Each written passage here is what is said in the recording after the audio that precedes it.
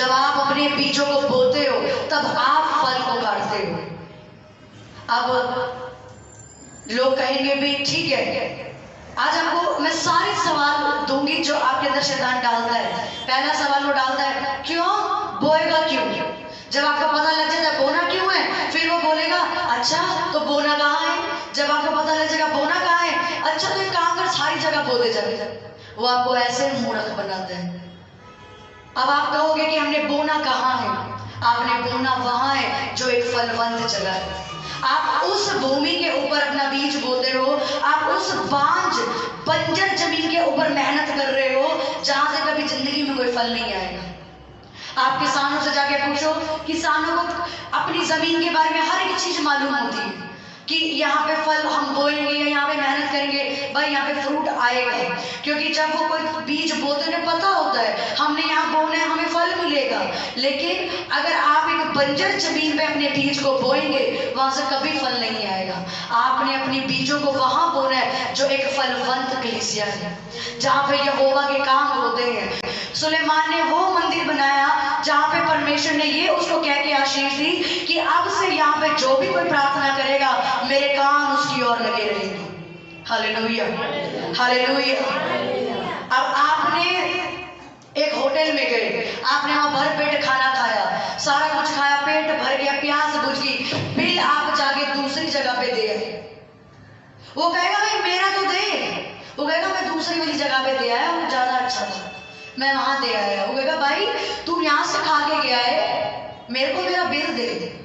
Same जिस कलीसिया से आप बढ़ते हो, जिस कलीसिया में आपके लिए प्रेयर्स होती है, जिस कलीसिया में आप आते हो, परमेश्वर ने कहा अपना बीज अगर आप व्यवस्था, इसलिए बोला जाता है बाइबल को पढ़ो, व्यवस्था विवरण की पुस्तक के अंदर लिखा मैं तेरे लिए एक जगह ठहराऊंगा। क्या ठहराऊंगा? एक जगह ठहराऊंगा, वही भेंट लेके जाना अपनी। इधर उधर भेंट को मत बोते फिरना, एक ही जगह ठहराऊंगा, वही बोना, अपनी बलियों को चढ़ाना, बीजों को बोना, वही आराधना करना, वही जाके आनंद बनाना। और जब तू ऐसा करेगा मैं तुझे आशीष दूंगा। हालेलुया। आज हम अपने बीज क्या करते हैं, अच्छा आज यहाँ बो दे, आधा उस चर्च में भेज दे, आधा इस चर्च में भेज दे। एक काम कर, दशमांश है गरीबों को खिला दे, वो भी तो परमेश्वर का काम है। नहीं, जो केसर का है वो केसर को दो, जो परमेश्वर का है वो परमेश्वर को दो। लोगों के अंदर शैतान ने एक बात डाली है, दशमांश काम कर गरीबों को खिला दे। परमेश्वर का है वो दशमांश, वो आपका नहीं है। आप अपने पैसों से दो गरीबों को। परमेश्वर ने कहा मलाकी 3:10 में कि तुम मेरे भवन में बीज लेके आओ, और उसके नीचे ये भी लिखा है कि जब तुम ऐसा करोगे तो मेरे भवन में भोजन वस्तुएं पड़ी रहें। यानी कि जब आप अपना बीज बोते हो तो वो परमेश्वर के कामों में यूज होता है। अगर आप अब ऐसी कलीसिया में जाके बो दो जिस कलीसिया ने कोई सुसमाचार नहीं देना, कोई लंगर नहीं करना, कोई सभा नहीं करवानी, कोई क्रूसेड नहीं कराने, कोई प्रेयर नहीं करानी, उसमें उसको कोई मतलब नहीं है, वो पैसा सिर्फ जेब में जाए, फलवंत होगा? वो होगा फलवंत? अगर आपके पैसे जो आपने चर्च में बोए हैं आगे, चाहे वो आपने 2 रुपए बोए हैं, मेरे पास 2 रुपए है, मेरी इतनी हैसियत है, मैंने 2 रुपए बोए, वो 2 रुपए की भी अगर आप एक चीज दीवारों पे लगवा रहे हो, वो 2 रुपए उसके अंदर मिले हुए।